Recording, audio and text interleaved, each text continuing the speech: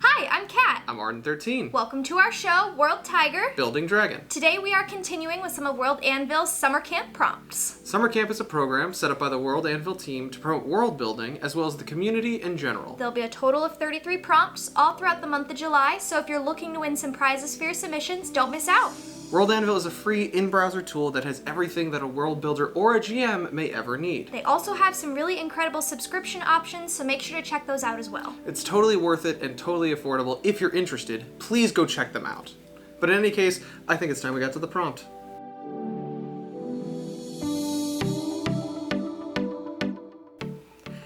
What is the prompt? Today we get to write about an old wives' tale or conspiracy theory from a region in our worlds. And more specifically, does it hold any truth? Okay. I'm super excited. I'm excited about this one too. This one's gonna be awesome. This one's gonna be fun. Yes. For those of you at home who are unfamiliar with what Kat and I are doing, we have set ourselves up with a few parameters in order to complete this project. Each of us has 30 minutes to answer the prompt. Each of our submissions have to be at minimum 300 words. After the 300 words and our 30 minutes are up, we will come back together and share what we came up with. Some of our best ideas have come from our collaborations. That they have. Let's do this? Yeah, let's do this. Time skip!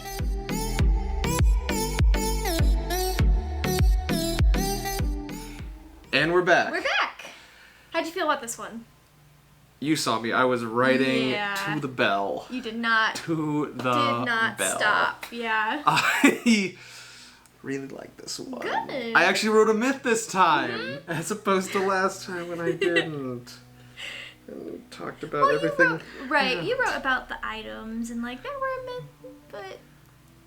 Well, there was a myth surrounding the item, is what I did, but it wasn't like a full-blown myth where I had like the actual thing written out like you did. Right. I actually did that But this this time. one, yeah, I think you wrote quite a bit more than I did for this one. Just there you go. Do you want to start? Or do you want me to start? I can start. Okay. I can start, and I'll redeem myself in the eyes of the people.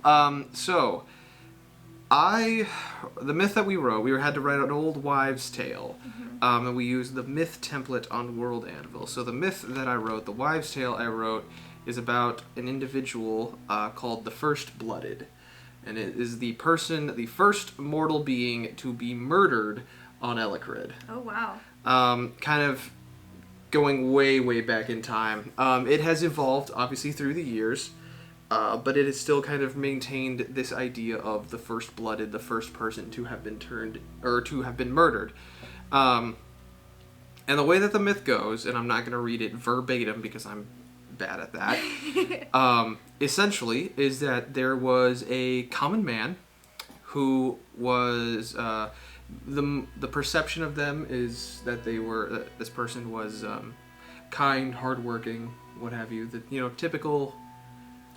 Good person in the first age, in the first era, who one day while they were out at work doing their business, what have you, was asked by a beggar to give them food. Well, they didn't have any food, and in anger, the beggar lashed out and slit them across the throat. And this person died. But instead of fully dying, they were transformed, according to this myth, according to this wives' tale, they were transformed into a monster, into a beast that would basically be the personification of these, this bad choice, of this choice to murder someone. Mm-hmm. It is ravenous, it is bloodthirsty, it has no pause or qualms with murdering anyone, but it is just a reflection of this poor choice, this terrible choice that mortals gave to themselves. They're nobody up until this point. We're a couple 30 or so years, I guess, into the first age, which there's everything that happened prior. Yeah. But you didn't have murder and you had the choice, and the gods understood, you have this choice, don't do this. Somebody did it, and your recompense for that is now you have to deal with this bloodthirsty beast that's running around. And it's used in the modern era, it's used in the modern sense as kind of like told by, how did I put it, by cranky old men and cunning old women who want to keep their kids from misbehaving. So they're like, be good or the blooded will come and get you, This beast, we can't stop him. Nobody can stop it. And yada, yada, yada. So that was kind of what I went with. Mm-hmm. That is the myth that I created. Oh, I'm sorry. And there's like the little ending bit here. Is that for an age it stalked the world, preying upon, devouring, and witnessing all that it saw fit, until the advent of a new age came, the age of charter magic, which beckoned it to slumber till such a time when the world is once again dark. So... That's... Yeah, no thank you. So, I go into that in the summary. Oh, also... Yeah, I'm sorry. I'm so sorry. I'm so bad at this. I'm not redeeming myself today. No. But the ending to the myth is that the beast would slumber until such a time as the world was dark again, and as their eyes would open again, 700,000 souls would perish. 700,000? 700,000. Because 70,000 didn't roll off the tongue the way I wanted it to. So he just 700,000. He just wakes up and... He just wakes up and 700,000 people are dead. Just drained of their blood. Just... I didn't specifically say drained of the blood, but like dead, yeah. Dead? And rending, yeah, he would probably, since he was rended of his own blood, then yes, he would rend them of their own. So yes, they're just drained of blood, yes. 700,000 souls. People don't know where he's hanging out either. Like, we don't know where. It's a myth. Oh yeah, it is a myth. It is a myth. And what the part of the prompt was that we had to kind of like, is there any truth to it? And I kind of explored that in a number of ways. The summary doesn't really explore that at all. It's just kind of like taking that myth and condensing it into like a bite-sized chunk so people can kind of get the gist. Mm-hmm. It's the Spark Notes, to be frankly honest. Whereas the widespread, it's all over the world. Like, it's even documented that some of the reclusive giants know the tale. Like, have heard of this tale. Oh, wow. But very few people, especially the scholarly type, believe that this being still exists. Mm-hmm. A, because there's no evidence. B, that the only record, really, of the first murder is just kind of like, is this myth. Right. Is essentially this myth. Because people weren't on the lookout waiting for somebody to die and say, oh, that was the first! Write it down! Yep. So, is there any truth to it? In the folklore, not really. Mm-hmm. Because it's so ridiculous, it's so grandiose, especially when it wakes, it'll take 700,000 souls. Nobody wants to believe that is actually true. That is a monster incomprehensible in its terrorizing, like, nature.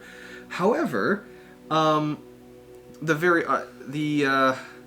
thing about it being true or not is kind of a little bit spoilersy. Ooh.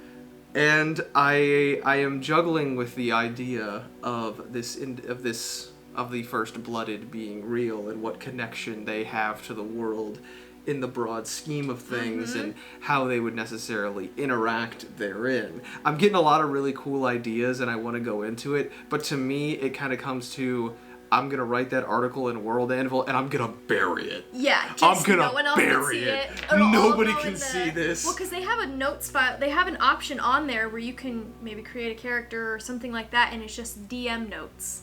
You just fill that out. You can fill out the DM notes. The other thing also is that you can prescribe certain subscriber groups to seeing certain content. So that would be me having to go in and actually establish such a tier system or what have you. But I just imagine, like, on the normal page, if somebody's like scrolling through, the people or whatever on Ellecrid, they'd come by the First Blooded. Who is this? Click. It's just blank. No. It's just blank. They just see, it's just the title and like the, a hyperlink leading them back to this myth, but no other details. But unless you're like, I don't know, a high tier subscriber or something like that, you click on that and all of a sudden it's just this wealth of information about this person that I just come up with or have already come up with. Who knows? I don't, but getting a little off, well, that's kind of answering the prompt. Some things that I really enjoyed about this was going into the variations. Mostly the most widespread form of the myth is that they were just a hardworking, kind person. Some parts of the world talk about this person being some sort of a tradesman or even a farmer, like a humble farmer. But the variation that really kind of works really well in sort of in radical religious like sects is that this individual was a priest of some kind. A person of the cloth who was unjustly murdered and turned into this beast. Yep. However, we talked about this last time, and I really enjoyed it. But I didn't get to go to in art, but I realized that they must have did an update because I don't recall in literature being there prior. Was that there? I don't think so. I think it was just in art, and it was kind of assumed that like in art it could also be in books. Also be in books and stuff, but now they have a specific block for in literature. So I did that. And basically I did not write this piece, but I have now written into the canon of the world. There is the Ballad of Balkan, which is an old epic poem from basically the southern reaches of Omith, which is the largest continent on Ellecrid. So in that area, the Ballad of Balkan, if you want an idea, you can take your Aeneid, your Odyssey, and your Epic of Beowulf and the Song of Roland and just kind of smash them together, if that helps. I haven't written this yet, I just have this one scene detailed, and basically it is described that Balkan, on his journeys or whatever, runs into this individual who is referred to as the Blooded Beast. And there's a lot of there's no like through line to say specifically he meets with the First Blooded, but a lot of scholars think that that is what the allusion is being made to, because there's so many different lines, and whenever the Blooded Beast speaks, there are rhymes and limericks that he speaks relating to blood or making allusions to blood. And it is also talked about in this encounter, the only reason that Balkan survived is because he gave up his arms and armaments before the Blooded Beast and basically made a vow that he will never take another life for sport or without justified reason in the defense of the weak. And that is the only reason that Balkan survived. But I had to add something else. Because I can't stop with this one. There is a specific line of text that I have in here. Again, I'm not going to read it verbatim. But basically, the Blooded Beast, once receiving this vow, grants him a gift. And names him Balkan the Brave-Hearted and the Blessed of Blood. And the reason why that line is so important is because it has become a very deep contention for a lot of literary scholars, because from that point on, Balkan never is dealt a grievous or like suffers from a mortal wound or something that would jeopardize his life ever in the epic, whereas like prior to this encounter he did at least twice. And so some people are like, there's a connection here, where other scholars just kind of hand wave it and say he learned from his his mistakes, or he learned from his journeys, or what have you. So, like, adding some more layers here, having a lot of fun. Yeah, I liked that a lot. I wasn't able to get into literature or the art for mine specifically, but I love adding that sort of, like, there is a book or there is an epic poem that you can happen to find in the world that will, like, reference this character or this being. That's cool. A bit terrifying. It now gives me the option where I can write. I love this in World Anvil in this project specifically, because now we can go back and I can write the character profile on this individual. Or I had never experimented with documents, and we just did like a couple episodes ago, and now I can do that again, only with the Ballad of Balkan, and that's super exciting to me. Yes. Well, I really liked yours. That's all I got. Yeah, thank you. Nice. Horrifying creatures. But you know. Hidden secrets. Yeah, I know. I hope that one's a myth. Okay. Well, for... Oh, I'm sorry. I'm talking to the kids at home. I hope it's a myth. Anyway, so I have had this idea, or this old, I wouldn't call it a myth, but yeah, it's a wives' tale in my brain for a while, and I finally got to write about it. So unfortunately today I can't quite get the ideas in my brain onto World Anvil, but they're still here. I just didn't get to flesh it out on World Anvil as much. So in essence, there is a part of my world where there is a giant canyon that cuts through the world. It is incredibly large. You look down, you can't see the bottom of it, the whole 9 yards. This is called the Whispering Gulch because when the wind rushes through it, it just makes this, sometimes it's a howling noise, sometimes it's as quiet as a whisper. They just call it the Whispering Gulch. So the wives' tale that I wrote about was called The Wanderer of the Whispering Gulch. In essence, there is now this changes from variation to variation, but there is a man who tries to overtake a governing official near this area of the Whispering Gulch, and he is discovered and tried, and he is sent to the gulch. And in essence, what happens when you are this form of punishment is you kind of are given an impossible choice where you get to stand at the edge of the gulch and you're given two options. You can either take the day-long journey of climbing down with a single rope to get to the bottom of the gulch, and then you're left there, they'll cut the rope, or don't. And so those are your options. I can fly high. Yes. Like just throw yourself? Yeah, okay. that is your option. And so it is kind of one of those like, yeah. So the night before, he talked to his wife and said, you know, I'm going to make the journey down into the gulch. Come get me within a day. Come find me. I will be calling to you through the night, and that's where you'll be able to find me, send down another rope, and then we'll run away together. So he makes the extremely long journey down into the gulch. Not only are you battling with the elements and your own body strength in this single rope, you're also dealing with this idea of at any moment, if they really wanted to, they could just cut the rope at the top. And that's it. So it's this constant battle going down, but he makes it down into the middle of the gulch. And every single night he's down there, he calls and he whistles and he sings to his wife, and she never comes. So this idea of this wanderer of the Whispering Gulch is this old wives' tale of this kind of horrifying story of like, if you hear whispering or someone calling to you at the edge of the gulch, don't go closer, because then you'll fall in. But yeah, I was able to go into a little bit of the historical basis, as in, yes, there was most of the time in the area near the gulch, there's not a lot of crime because that's one of your options for punishment, and no one wants to deal with that. And so it's one of those where the legal system in that area is so rigorous that most people just, it's like, no, I'm good. I don't want to deal with that. So, but there was there are records of traitors and murderers in that area, and so that definitely was a possibility. But yeah. I mean, people could have, the way that I'm thinking about it now, you mentioned traitors and murderers hanging out in that area, like,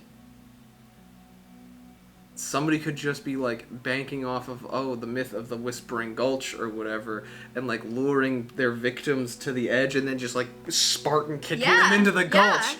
Oh, that's intriguing. Yes. That's intriguing. Yeah, this is also, why did she not come get him? That's part of the myth. That's part of the variations, is in maybe she also was in that conspiracy theory against the governing official, and she was maybe taken away and tried for another reason, or maybe she could never find him. It's one of those depending on, so yeah, it could be like in your variations of it. It's, she tried to find him but she couldn't, or maybe she went out to go find him and she fell into the gulch herself. Maybe, you don't know, it can take, or maybe she just decided never to come. You just don't know. That's rude. It is rude. It is rude. The Whispering Gulch is something that I've had as an idea in my world for a long time, and I think one of my favorite lines that I wrote about it was, I hope you know a lot of gods because you'll have a chance to pray to every single one of them on the way down. Again with your quotes. Again with that your one's quotes. one of my favorites, just because this idea of like whether you are climbing down or not, you will have the chance to think of every single, like everything that went wrong, you will have a chance to do. That is just how deep and how low this canyon sits. But yeah, that was Has it ever been documented, like, what is actually at the bottom of this gulch? Nope. I know it's down there. I don't like that. I know don't it's like down that little there. the little dance you just did. I don't like I that. know it's down there. Oh, I'm sure you do. Mm-hmm. Okay, at least she does. I know it's down there, and yeah, for someone else to find out. I'm getting like ideas of like purple worms is what I'm seeing in my head, and it's not great. It's not great. Okay. Was there any part in particular that you really enjoyed in the form that you got to fill out? I really, really wanted to get into the literature and the art. Mm-hmm. Now, the art would be interesting, just from that region. It's not a very, it's not a very artistic area of my world. There are a lot, I don't want to say hardier, but that's not something that a lot of people focus on. Art is not a focus. Yeah. Sure. So, but the idea of having this, this painting or this image in one of the halls up in that portion of the world where it is just, this ghostly figure walking through the gulch, or maybe of a woman, searching, looking through the gulch to try and find this person. And so just also different variations in art, and depending on who's painting or who's drawing that myth or this legend or this old wives' tale could depict it in different ways, depending, on which character they favor or which telling they favor. So. Okay. But yes. Yeah. Nice. Got anything else for us? No, I think that was it. That's about all I got. Okay. That's all I got. Thank you so much for joining us today. Let us know in the comments below something that you enjoyed about today's video, or if you have an idea that you're willing to share. If you enjoyed today's video, please make sure to hit all those buttons that everyone else bugs you about. We'd love for you to join our lunch table. And go check out World Anvil, if you're interested. You guys have been great. I'm Kat. I'm Arden13. I'm still waiting on that ramen. We'll see you next time. Bye!